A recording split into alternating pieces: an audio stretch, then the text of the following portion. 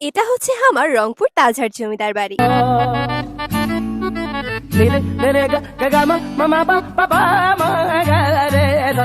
রংপুর শহর থেকে মাত্র 3 কিলোমিটার দূরে দাঁড়িয়ে আছে এক রাজবাড়ি, তাজহাট জমিদার বাড়ি। 1800 শতকের শেষের দিকে এটি নির্মাণ করেন মহারাজা কুমার গোপাল লাল রায়। বর্তমানে এটি প্রায় 16.06 একর জমির উপর অবস্থিত। ইতিহাস বলছে কলকাতা থেকে আনা সাদা ইতালিয়ান মার্বেল আর লাল ইট দিয়ে করা হয়েছে এই মহল। সেই কারণেই এর নাম হয় তাজহাট, অর্থাৎ মুকুটের প্রাসাদ। 2 তলা প্রাসাদটির মূল ভবনের দৈর্ঘ্য প্রায় 200 ফুট। প্রবেশ পথের বিশাল সিঁড়ি, মার্বেল পিলার আর নকশা করা জানালাগুলো আজও দর্শনার্থীদের বিমোহিত করে। এখানে ছিল রাজকীয় দরবার, জমিদারদের বসার কক্ষ আর অতিথিদের জন্য সোনালী ঝাড়বাতিতে সজ্জিত হল। কিন্তু সময় বদলেছে, ব্রিটিশ উপনিবেশ, জমিদারি প্রথার অবসান, সবকিছু মিলিয়ে প্রাসাদটি হারিয়েছে তার জৌলস।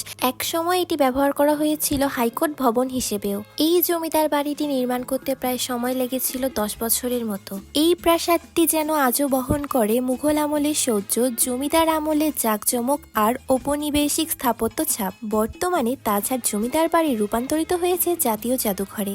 এখানে সংরক্ষিত আছে মধ্যযুগীয় পাণ্ডুলিপি, নবাবী আমলের ব্যবহার্য সামগ্রী আর প্রাচীন অস্ত্রশস্ত্র ও বিভিন্ন ধরনের দেবদেবতার মূর্তি সহ আছে একটি দাঁড়িপাল্লা।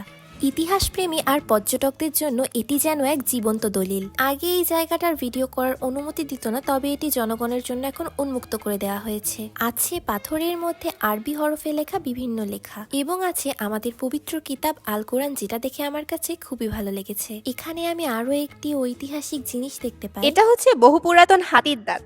এখানে মোট 22টির মতো ছোট বড় কক্ষ বা অ্যাপার্টমেন্ট আছে। প্রতিদিনই এখানে অনেক মানুষ আসে সুন্দর সুন্দর ছবি তোলার জন্য।